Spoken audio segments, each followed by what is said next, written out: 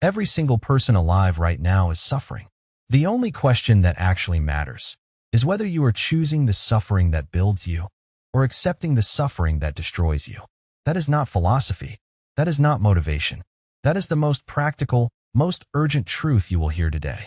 Because there is no version of a human life that does not contain pain. The Stoics knew this. Every great tradition of wisdom in human history has known this. Pain is not optional. But which pain you carry, that is entirely, completely, and permanently your choice. And most people never realize they are making that choice. Most people drift through their days choosing the comfortable path, avoiding the hard conversation, skipping the difficult work, postponing the disciplined life, without realizing that every time they choose comfort over growth, they are not escaping suffering. They are simply trading the pain of discipline for the pain of regret. And the pain of regret is the most expensive currency a human being can spend, because it purchases nothing. It builds nothing. It produces nothing. It is pure loss. The pain of discipline is different. It has a return. Every cold morning you force yourself out of bed when your body is begging you to stay. Every difficult conversation you have when silence would have been easier. Every hour you spend building something real when the world is offering you distraction, all of it has a return. All of it compounds.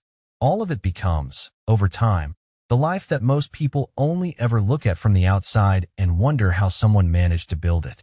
The answer is always the same. They chose the right suffering early, so they did not have to live with the wrong suffering late. This video is about that choice, not in abstract terms, in specific, practical, philosophically grounded terms drawn from the Stoics, the greatest students of human suffering and human excellence who ever lived. By the end of this video, you will understand not just why discipline is necessary, but exactly how the Stoics built it, sustained it, and used it to create lives of extraordinary meaning and power. Before we go any further, if this channel has ever given you something real, hit the like button right now. It takes 1 second, and it means everything to the growth of this community. And if you are not yet subscribed, do that right now too. Hit subscribe and turn on notifications. Every week on this channel we go this deep, and you do not want to miss what is coming. Now let us begin. Part 1. The 2 kinds of suffering, understanding the choice. Before you can make the right choice, you have to understand what you are actually choosing between. Because most people think the choice is between suffering and comfort. It is not. The real choice, the one the Stoics spent centuries trying to help people see, is between 2 kinds of suffering. And they are not equal, not even close. The first kind of suffering is the suffering of discipline. It is the alarm going off before the sun rises. It is the burning muscles in the middle of a workout you do not feel like doing. It is the awkward silence after you tell someone a truth they did not want to hear. It is the loneliness of working on your craft at midnight when everyone else is asleep. It is the frustration of being a beginner when you desperately want to be an expert. It is the hunger of eating less than you want. The discomfort of sitting in silence when your mind is desperate for stimulation. The friction of doing the important thing instead of the urgent thing. This suffering is real. It is not comfortable. It does not always feel good in the moment. But it has one property that makes it categorically different from the other kind. It ends. And when it ends, it leaves something behind. Strength, skill, character, a body that works, a mind that is sharp, a life that has direction. The suffering of discipline is an investment. You pay now and the return compounds over time. The second kind of suffering is the suffering of regret. And this one does not end. It sits in the chest like a stone that gets heavier with every passing year. It is the 50-year-old who looks in the mirror and realizes they have been living someone else's life. It is the person on their deathbed cataloging not the risks they took and failed at, but the ones they were too afraid to take at all. It is the relationship that was never fully invested in, the business that was never started, the body that was never taken care of, the potential that was never reached, not because it was impossible, but because comfort was always chosen over the work required to reach it. Bronnie Ware, an Australian nurse who spent years working in palliative care, documented the most common regrets of the dying. The most frequent regret she encountered was this: I wish I had the courage to live a life true to myself, not the life others expected of me. Not, I wish I had suffered less. Not, I wish I had worked less hard. The deepest regret of dying people is not that they tried too hard. It is that they played it too safe. that they let the discomfort of discipline stop them from living the life that was waiting for them on the other side of it. The Stoics understood the mathematics of this with perfect clarity. Marcus Aurelius wrote, "It is not death that a man should fear, but he should fear never beginning to live." And the life that most people never begin to live is right there, on the other side of the discomfort they keep choosing to avoid. Every day of avoidance is a day of compound interest on a future regret. Every day of discipline is a day of compound interest on a future that is worth arriving at. This is the choice, not comfort or suffering, discipline suffering or regret suffering. And the extraordinary mercy of this choice is that it is available to you in every single moment. Not just at some dramatic crossroads, not just in the big decisions, in the small ones, in the choice between the snooze button and the alarm, between the hard conversation and the comfortable silence, between the work and the distraction. The choice is always there, and it is always yours. Part 2. What the Stoics understood about pain that changed everything. The Stoic philosophers were not ascetics. They were not monks who withdrew from the world to live lives of deliberate hardship. Marcus Aurelius was emperor of the most powerful empire on earth. Seneca was one of the wealthiest men in Rome. They lived in the world, with all its pleasures and luxuries fully available to them. And yet they chose, deliberately, consciously, every day, to practice a relationship with discomfort that most people today would find extreme. Why? Because they understood something that took modern psychology centuries to rediscover. The relationship between a human being and discomfort determines almost everything about the quality of their life. Not their circumstances, not their talent, not their intelligence, their relationship with discomfort. Epictetus, who is perhaps the most important figure to understand when it comes to this topic, was born into slavery.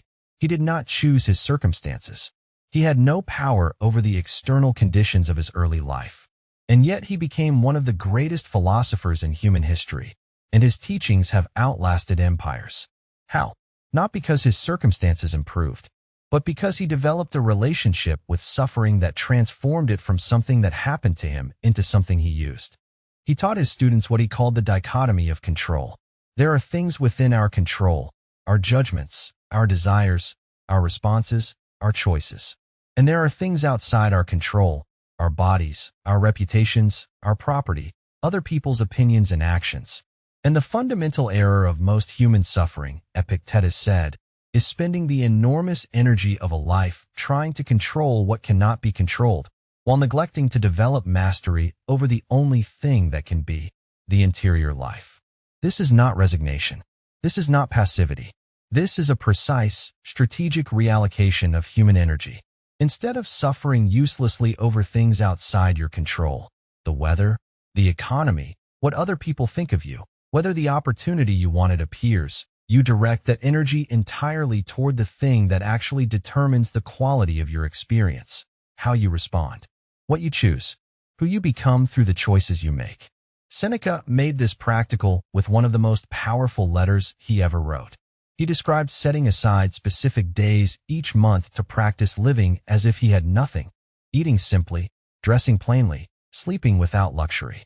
Not because he needed to, but because he wanted to prove to himself, in his body and not just in his mind, that he was greater than his comforts. That if everything was taken from him, if fortune turned, as he knew it always eventually did, he would not be destroyed. Because the thing that gave his life its quality was not the wealth. It was the discipline of his own character. And character, unlike wealth, cannot be taken. This is the Stoic insight that changes everything. When you voluntarily practice discomfort, when you choose the harder path not because you have to but because you understand what it builds, you develop a relationship with suffering that makes you genuinely free. Not free from difficulty, free within it. Free to remain yourself, to maintain your values, to keep your direction regardless of what is happening around you. And that freedom, the freedom of the disciplined character, is the only freedom that fortune cannot touch. Part 3. The compound effect of small daily disciplines. There is a reason why the most successful, most fulfilled, most genuinely admirable people in the world are almost never the most gifted. Raw talent is common. Exceptional discipline over time is extraordinarily rare. And the difference between a talented person who never reaches their potential and a less talented person who exceeds all expectations is almost always located in the same place. What they chose to do with the small hours. The Stoics did not think in terms of dramatic transformations. They did not believe in the breakthrough moment that changes everything. What they believed in, what they practiced and preached, was the daily return. The practice of coming back, every single day, to the same disciplines. The same morning reflection. The same evening review. The same physical practice. The same reading, the same writing, the same deliberate engagement with their own minds. Not because any single day was significant, but because of what daily practice accumulates into over months and years and decades. Marcus Aurelius was not born with extraordinary self-discipline. The very first pages of his Meditations reveal a man who struggled to get out of bed in the morning. He wrote to himself about the temptation to stay under the warm blankets when the day called him to work. He wrote about the pull of laziness, of comfort, of the easy thing. He was not superhuman. He was a human being who chose, every single morning, to do the hard thing anyway. And that choice, repeated thousands of times over the course of a life, produced one of the most remarkable human beings who ever existed. Now think about the mathematics of small disciplines applied consistently over time. If you improve by just 1% each day, in your physical health, your mental clarity, your professional skill, your emotional regulation, you will be 37 times better at the end of 1 year than you were at the beginning. 37 times. Not 37% better. 37 times better. And conversely, if you decline by just 1% each day, through small, comfortable, seemingly harmless choices that let standards slip, you will be reduced to nearly nothing in the same time frame. This is the mathematics of discipline and regret. The disciplines feel small in the moment. Waking up 30 minutes earlier than you need to feels almost meaningless on a Tuesday morning. But across a year, that 30 minutes becomes over 180 hours, more than 4 full working weeks of extra time that you have invested in your growth. The workout you force yourself to do when you do not feel like it seems like a minor discomfort in the moment. But across 5 years of consistent training, it becomes a body and a health that buys you decades of quality of life. And the regrets work the same way. The small, comfortable choices that avoid the work do not feel like regrets in the moment. They feel like rest. They feel like self-care. They feel like being reasonable about what one person can do. But accumulated over years, they become the gap, the increasingly agonizing gap, between the life you are living and the life you know you were capable of. And that gap does not close on its own. It only widens, until one day you look across it and realize you can no longer see the other side. Seneca wrote with devastating precision, "While we are postponing, life speeds by." Every day you postpone the difficult work, the unnecessary conversation, the disciplined habit you know you need to build. Life is spending itself. Time is moving in one direction only. And the compound interest of postponement is not paid in time.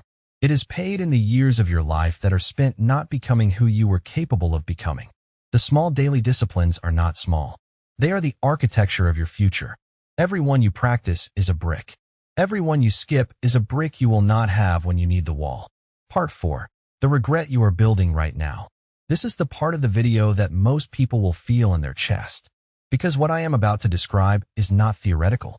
It is not hypothetical. It is a picture of what is being built right now, quietly, invisibly, in the life of every person who is choosing comfort over discipline, and who has not yet felt the full cost of that choice. Regret does not arrive all at once. That is the insidious thing about it. It accumulates in silence, the way debt accumulates in a bank account that you are not checking. Every day you do not do the work you know you should be doing, you are not just missing that day's progress.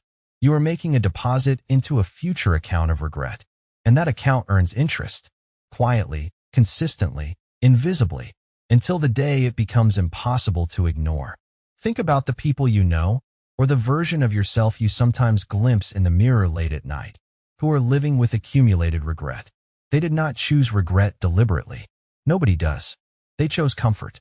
One comfortable morning at a time. One avoided conversation at a time. One postponed discipline at a time. They chose the path of least resistance so many times that the path of resistance became unimaginable. And then one day, through illness, through loss, through the simple passage of enough time, the future they were building in the background arrived. and it was not the one they wanted. The Stoics had a specific exercise for confronting this reality before it became irreversible. They called it the premeditatio malorum, the premeditation of evils, not as a practice of pessimism, but as a practice of clarity. You visualize, in precise detail, what your life looks like if you continue on the current path. Not the best-case scenario that comfort and avoidance are whispering to you. The actual trajectory. The body that results from the current relationship with food and exercise. The relationships that result from the current level of presence and investment.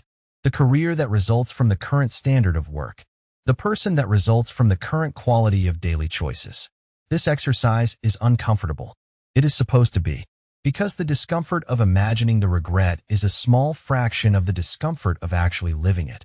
And if the imagined version is enough to change the current behavior, the real version never has to arrive. That is the entire point.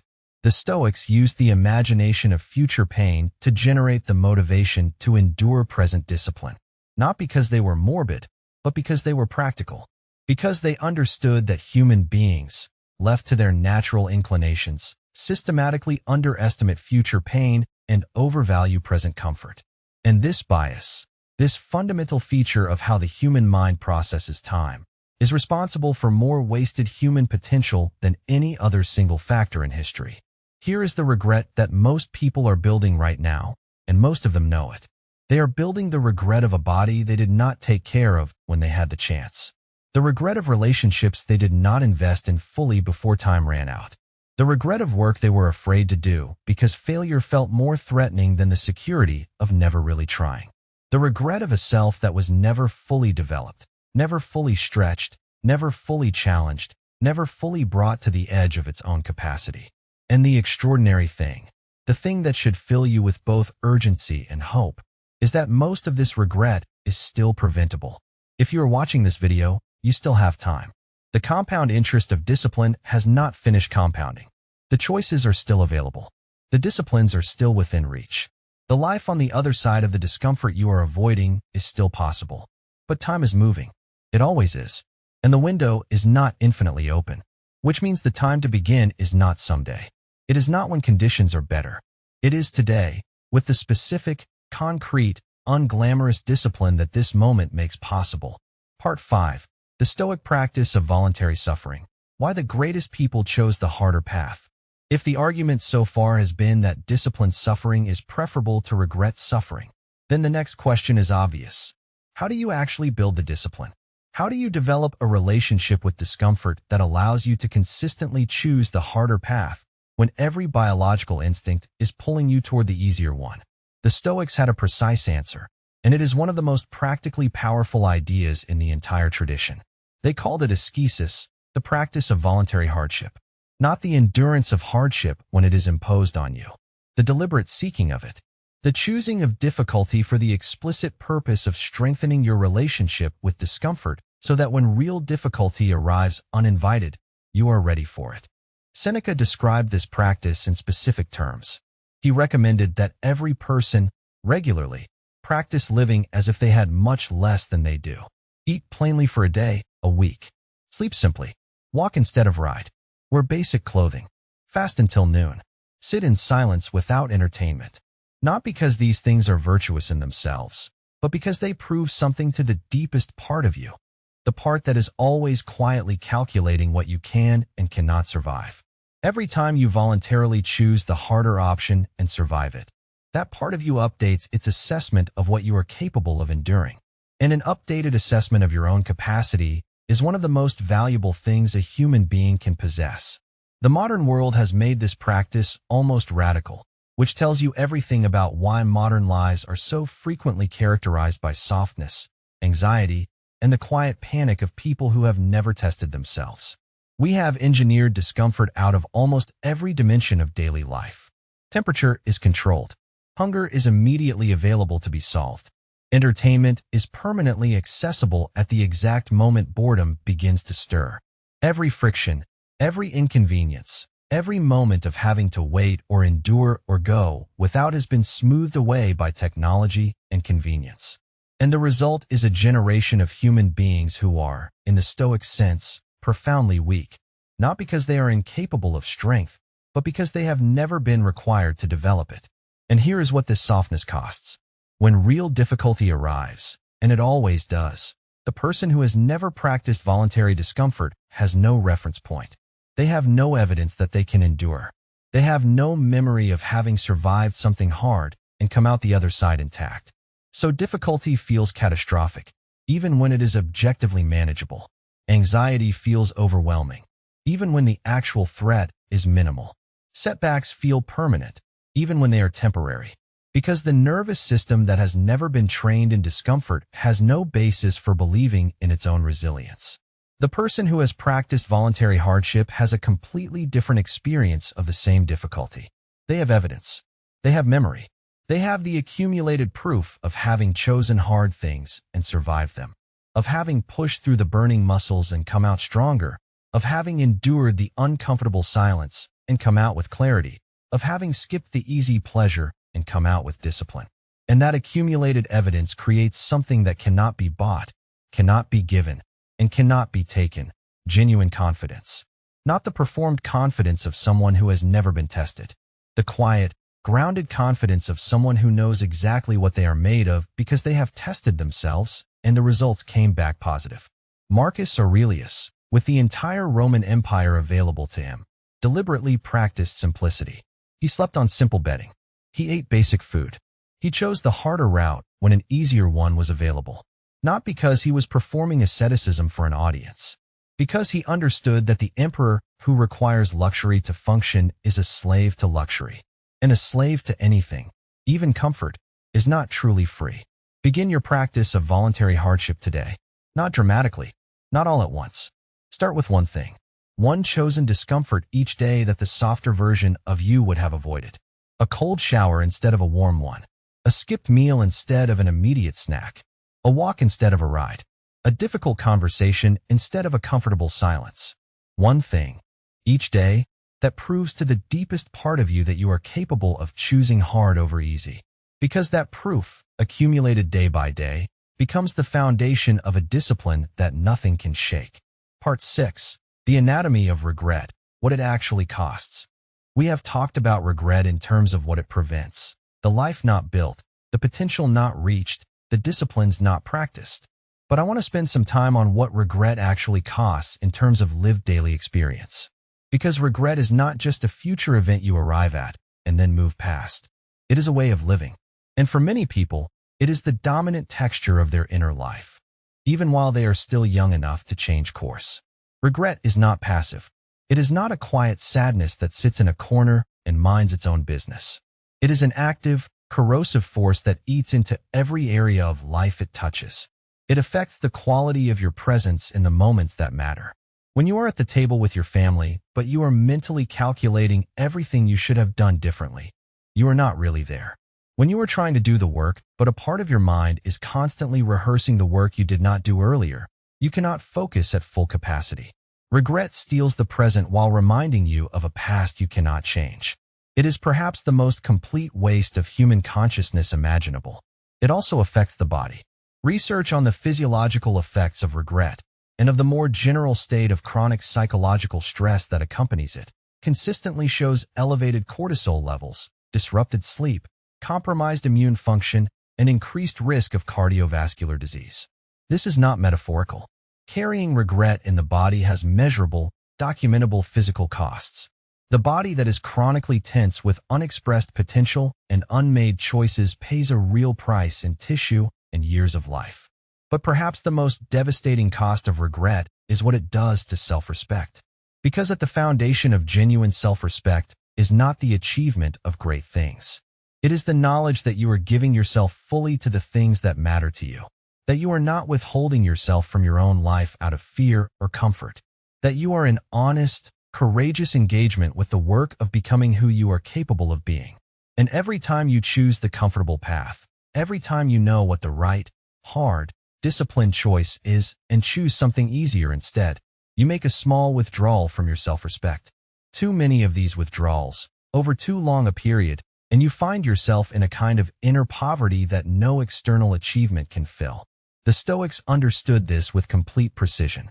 Epictetus wrote, No man is free who is not master of himself. And the person who is driven by the avoidance of discomfort, who lets the preference for the easy path govern their choices, is not master of themselves. They are governed by a preference. And to be governed by a preference, even a quiet and seemingly harmless one, is a form of slavery. It is slavery to comfort. And it produces, over time, exactly the kind of life that comfort alone can build, a life that is easy and small and full of the quiet ache of what was never attempted. The antidote to all of this is not complex. It is not secret. The Stoics described it with perfect clarity 2,000 years ago, and it has not changed. You choose the suffering that builds. You choose the discipline over the comfort, the difficult conversation over the comfortable silence, the hard work over the easy distraction, the long-term investment over the short-term relief. You make that choice today, and tomorrow, and the day after that. Not perfectly. The Stoics never demanded perfection. They demanded direction, a consistent, honest movement toward the life that your best self is capable of living. That is the cure for regret. Not removing all difficulty from your life. Choosing the right difficulty. Leaning into the discomfort that grows you instead of running from it into the comfort that shrinks you. And doing that consistently enough, long enough, that the compound interest of discipline begins to pay, in the form of a life that, when you look back on it from wherever you are, you recognize as genuinely yours, as the product of your actual choices, your actual effort, your actual courage. A life you can look at without the stone in the chest, without the gap between who you are and who you know you could have been. A life you chose, fully and deliberately, from the available options. And that chose you back. Part 7. Building the Architecture of Discipline, the Stoic Daily System. We have established what is at stake.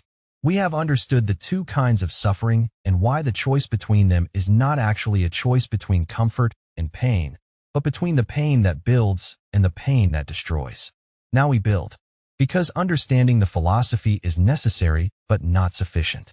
The Stoics were adamant about this. Wisdom that does not translate into daily practice is not wisdom. It is information. And information alone changes nothing. The Stoic daily system for building and maintaining discipline is built on 3 pillars: the morning intention, the daily practice of virtue, and the evening examination. Each pillar supports the others. Together they create a structure that makes discipline not a matter of willpower, which is finite, fluctuating, and unreliable, but a matter of architecture. The architecture of a day that is built for growth rather than defaulting to ease. The morning intention is perhaps the most important. Marcus Aurelius began every day, before anything else, with a specific mental preparation. He anticipated the day ahead, not with dread, not with planning in the executive sense, but with character preparation. He would think through the challenges the day was likely to bring, the difficult people he would encounter, the temptations to react poorly, to be distracted, to be less than who he intended to be.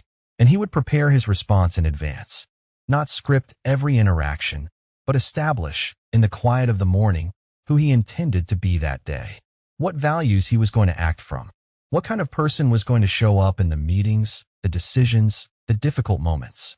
This practice, this daily morning anchoring to intention, is one of the most powerful things a human being can do, not because it makes the day perfect, because it means that even when you fall short, even when the difficult moment catches you off guard and you respond less skillfully than you intended, you have a reference point. You know what you intended. And that knowledge makes the correction faster, the recalibration easier, and the return to your best self more reliable than it would be in the absence of any morning intention. The daily practice of virtue is exactly what it sounds like. Every single day, you practice being the person you intend to be. Not in grand, dramatic ways. In the small, consistent, daily moments where character is actually built. You practice patience when impatience is available. You practice honesty when a comfortable evasion is available. You practice discipline when comfort is available. You practice generosity when self-interest is available. Not because you are performing virtue for anyone, because you understand, as the Stoics understood with absolute precision, that every action you take is simultaneously building the neural architecture of future action. Every choice you make is a vote for the person you are becoming. Aristotle, not a Stoic, but a philosopher in deep conversation with the same tradition, Put it this way, we become what we repeatedly do. Excellence, then, is not an act but a habit. The Stoics would add, and so is mediocrity. You are not just doing things every day. You are becoming someone every day. The person you are at 60 is being built by the choices you are making right now. And the question that should inform every choice is not, what do I feel like doing? But what does the person I am becoming do? The evening examination closes the daily cycle. Every night, before sleep, the Stoics would review the day with complete honesty. Not to punish themselves for their failures. The Stoic review is not a court, it is a laboratory. The question is not how badly did I do, but what can I learn, and what will I do differently tomorrow? 3 questions. Where did I do well today? Where did I fall short of who I intend to be? What will I do tomorrow that I did not do today? This daily accounting creates a feedback loop that gradually, over time, closes the gap between the person you intend to be and the person you actually are. It does not close overnight, but it closes. Every honest evening examination is a small adjustment, and small adjustments, applied consistently over years, produce transformations so profound that the person doing the examining at year 10 would barely recognize the person who started. Begin this system today. Morning intention, 5 minutes, before anything else, establishing who you intend to be and how you intend to meet the challenges of the day. Daily practice, 100 small choices made from character rather than comfort. Evening examination, 5 minutes, honest and kind to yourself, reviewing the day and preparing for a better tomorrow. This is the architecture. Simple enough to begin immediately, demanding enough to build something extraordinary. Exactly the right level of disciplined suffering to prevent the wrong kind accumulating on the other side. Part 8. The people who chose the right suffering, what their lives reveal. Throughout history, across every culture and every century, there is a consistent pattern in the lives of people who are remembered, not for what they possessed, but for what they became. And that pattern, without exception, involves a specific relationship with voluntary suffering. It involves the deliberate, sustained, often lonely choice of the difficult path when the easy one was fully available. Marcus Aurelius did not have to practice philosophy. He was emperor. He had the power to simply live as the position permitted, with every luxury, every indulgence, every avoidance of difficulty that the most powerful office in the world could provide. He chose, instead, to wake up before dawn, to write in his private journal the honest accounting of his own failures and his renewed commitments, to practice simplicity in the midst of extraordinary abundance, to voluntarily endure the discomfort of honest self-examination every single day of his 20-year reign. And the result is not just a historically remarkable reign. It is the most widely read private journal in human history, the Meditations, which 2,000 years later is still changing lives because the quality of character it reveals is so recognizable, so real, so obviously the product of genuine daily discipline that it speaks directly to every reader who has ever tried to be better than their worst impulses. Frederick Douglass taught himself to read in secret, at personal risk, while enslaved. He did not have to. The comfortable path, the path of resignation, of accepting the definitions imposed on him by a brutal system, was available. He chose the path of extraordinary discipline and voluntary suffering in pursuit of something that mattered more to him than safety. And he became one of the most powerful voices for human dignity in American history. Epictetus, born a slave, chose the suffering of philosophical discipline, the daily, rigorous, demanding practice of training his own mind to find freedom in the only place it could be found, the interior life that no one could control. And he became so influential that his students' notes from his lectures have shaped Western thought for 2,000 years. What these lives reveal, and what the lives of everyone who has ever genuinely distinguished themselves reveals, is that the choosing of the right suffering is not a secret. It is not reserved for the exceptional. It does not require unusual talent or unusual circumstances. It requires only one thing: the willingness to make the harder choice, consistently, over a long enough period of time that the compound interest of discipline has the time to pay. Every person reading this has the same fundamental choice available to them. Not the same opportunities, not the same circumstances, not the same resources. The same choice. The choice between the suffering that builds and the suffering that destroys. The choice between the discipline of today and the regret of tomorrow. The choice between the version of your life that is possible when you give yourself fully to it and the version that results when you withhold yourself out of fear, comfort, or the simple inertia of choosing what is easy. The people who inspire us, who have built lives we admire, characters we want to emulate, work that outlasts them, are not different from us in kind. They are different in degree. In the degree of consistency with which they made the hard choice when the soft one was available. In the degree to which they took the long view when the short-term comfort was immediately accessible.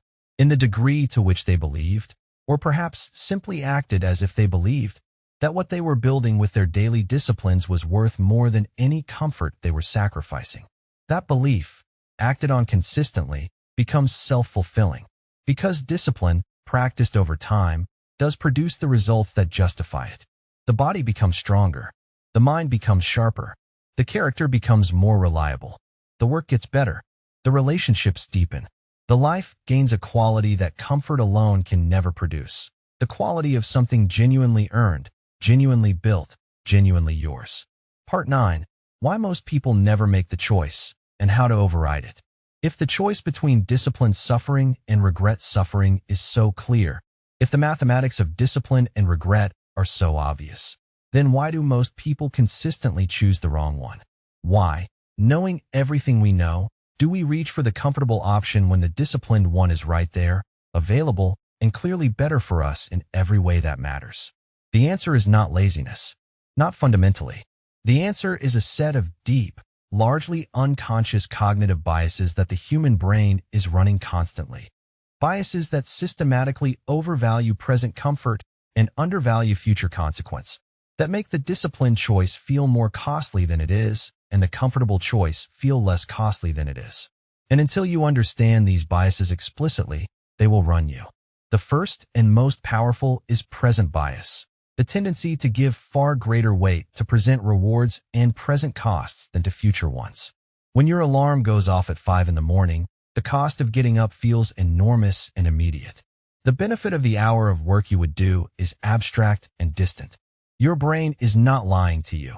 It genuinely experiences the cold air and the interrupted sleep as more real than the future benefit of the discipline.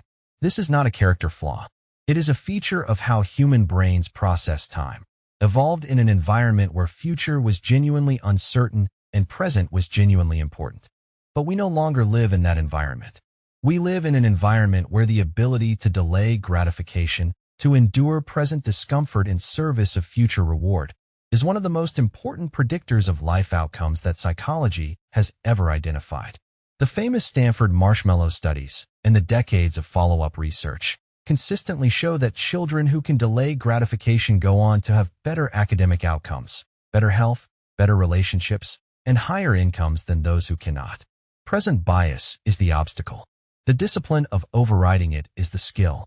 The Stoics' practical answer to present bias is the practice they called the view from above, mentally stepping back from the immediate moment and seeing it from a wider temporal perspective. When the comfortable option is calling to you with its immediate, vivid, compelling appeal, you deliberately widen your view. You ask, what does this choice look like from the perspective of the person I am in 10 years? What does this moment look like from the end of the year, the end of the decade, the end of the life? From that wider view, the present comfort loses some of its urgency, and the future consequence, the compound interest of discipline or regret, gains some of its reality. The second bias is what psychologists call optimism bias, the tendency to believe that the negative future consequences of present choices will somehow not apply to you. Other people gain weight from the habits they currently have. Your metabolism is different. Other people reach middle age with regret about the work they did not do. You will find a way to make up for it later. Other people's relationships deteriorate from the level of investment you are currently putting in. Your relationships are different. This bias is so common, so universal, and so consistently wrong that it would be almost funny if the cost it exacts were not so serious. The Stoic antidote to optimism bias is the premeditatio malorum, the premeditation of evils, applied specifically to your current choices. You deliberately and honestly imagine the most likely actual consequence of the path you are currently on. Not the best-case scenario. not the version where everything works out in spite of the choices. The actual trajectory, run forward with full honesty. The third bias is what Epictetus identified as the most fundamental error in human thinking, confusing what is yours to control with what is not. When you believe, even unconsciously, that your outcomes are primarily determined by forces outside your control, the motivation to exercise the discipline within your control evaporates. Why build the discipline of daily work if success is mostly luck? Why invest in the discipline of health if genetics determines everything? Why practice the difficult conversation if people never really change? These beliefs, even when they feel like realism, are the most expensive luxury you can afford, because they excuse you from the work that is actually within your power in exchange for the comfort of believing that the outcome was out of your hands. Epictetus would call this the ultimate abdication, and its price is the entire territory of a life that could have been built if the person had directed their energy toward what they could actually change. Override the biases with practice. Take the wide view when present comfort narrows your perspective. Imagine the actual future honestly when optimism bias is writing a more comfortable story. And direct your energy, all of it, toward the choices that are genuinely within your control. Because the choices within your control are not small. They are the entire substance of a life. They are your attention, your effort, your character, your daily practice. They are everything. Part 10. The life waiting on the other side of the discipline. Everything we have covered in this video has been, in one sense, about what discipline prevents. The regret, the narrowed life, the gap between potential and reality. But I want to spend this final section on something different. On what discipline builds. On what is actually waiting on the other side of the suffering you choose instead of the suffering you inherit. Because the Stoics were not pessimists. They were not people who chose the hard path because they believed joy was suspicious or that suffering was inherently ennobling. They chose discipline because they knew, from direct experience, from philosophical reflection, from the observed lives of the people around them, that the specific quality of life available on the other side of genuine discipline is qualitatively different from anything that the comfortable path can offer. It is not just a more successful life in the external sense. It is a richer inner life, a more present, more alive, more genuinely experienced human existence. Here is what builds on the other side. The first is what the Stoics called eudaimonia, a word that is usually translated as happiness, but more accurately means human flourishing. The deep, quiet, stable sense of being fully alive to your own existence. Not the spike of pleasure from a comfortable moment. Not the rush of a reward. Something steadier and deeper. The sense of being a person who is fully engaged with the work of their own life. Who is not withholding themselves from their own experience out of fear or comfort. Who is present to what is here, doing what matters, becoming who they are capable of being. This quality of experience, eudaimonia in the Stoic sense, is not available on the comfortable path. Not because comfort is wrong, but because eudaimonia is specifically a product of the relationship between your intentions and your actions. It is the experience of being a person whose life is consistent with their values, whose choices align with who they say they are, whose daily actions are building the thing they say matters to them. And that alignment, that consistency between what you believe and what you do, is only available through the daily discipline of choosing the hard thing when the easy thing is available. The second thing that builds on the other side is genuine resilience. Not the performed resilience of someone who has never truly been tested and hopes they are strong. The proven resilience of someone who has tested themselves, has endured, has come through difficulty, and discovered that they are capable of more than they thought. This resilience is not just useful in the dramatic crises, though it is invaluable there. It is useful in the texture of every ordinary day, in the patience available when life is frustrating, in the equanimity available when news is bad, in the groundedness available when uncertainty is high. The person who has practiced voluntary discomfort has a nervous system that has learned, at the deepest level, that difficulty is survivable, and that knowledge changes everything about how the world feels to be inside of. The third is freedom. The specific, extraordinary freedom that Epictetus described as the only true freedom. Not the freedom from difficulty, but the freedom within it. The freedom of a person whose well-being does not depend on circumstances being favorable, who can find meaning in difficult work, peace in uncertain times, genuine satisfaction in the everyday, because they have developed the interior resources that make these things accessible regardless of external conditions. This freedom is what the comfortable path can never buy, because it is not produced by the absence of difficulty. It is produced by the mastery of the response to difficulty. And the fourth, perhaps the most simply human of all, is the ability to look at your own life without the stone in the chest. To look back at the choices you have made and recognize them as genuinely yours. As the choices of someone who tried, who worked, who cared enough about their own potential to make the hard choice when the hard choice was available. To have lived, as Marcus Aurelius described it, not the life that was convenient or comfortable, but the life that was possible. That life is waiting. It is not somewhere else. It is not available only to people with better circumstances, more talent, more time, or more luck. It is available to you in the choices you make today, in the discipline you choose this morning, in the difficult thing you do instead of the easy thing, in the small, compound, daily practice of becoming who you are capable of being. Suffer now in the way that builds, or regret later in the way that destroys. That is the choice, and it is yours, completely, permanently, and starting right now. Closing. We began this video with a truth that most people spend their entire lives trying to avoid. Every person alive is suffering. The only question is which suffering you choose. And now, having walked through the full architecture of that choice, the two kinds of suffering, the Stoic understanding of pain, the compound mathematics of discipline and regret, the anatomy of what regret actually costs, the practice of voluntary hardship, the daily system for building discipline, and the extraordinary life waiting on the other side of the right choices. You understand that truth at a level that I hope you cannot unfeel. The comfortable path is always available. It will always be available. The world is designed to offer it to you at every turn.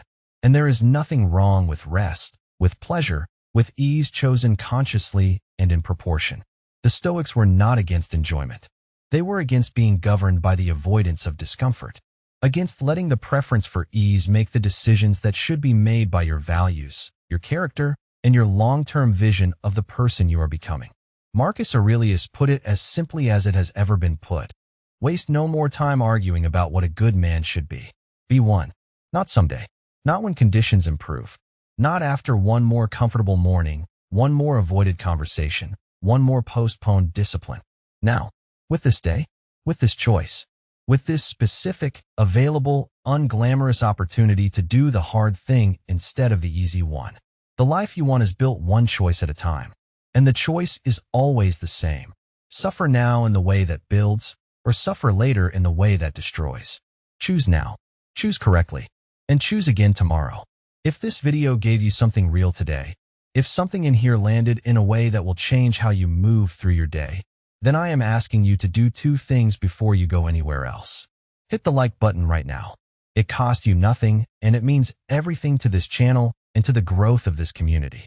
And if you are not yet subscribed, do that right now too. This channel is built for people who are serious about growth, people who choose wisdom over comfort and clarity over convenience. If that is you, subscribe and turn on notifications, because what we are building here every week is exactly this. Ancient wisdom that changes modern lives, delivered at a depth that most content never reaches. Drop a comment below and tell me which part of this video hit you hardest. Which suffering are you choosing starting today? I read every single comment, and your answer will shape what we build next. Stay disciplined, choose correctly, and I will see you in the next video.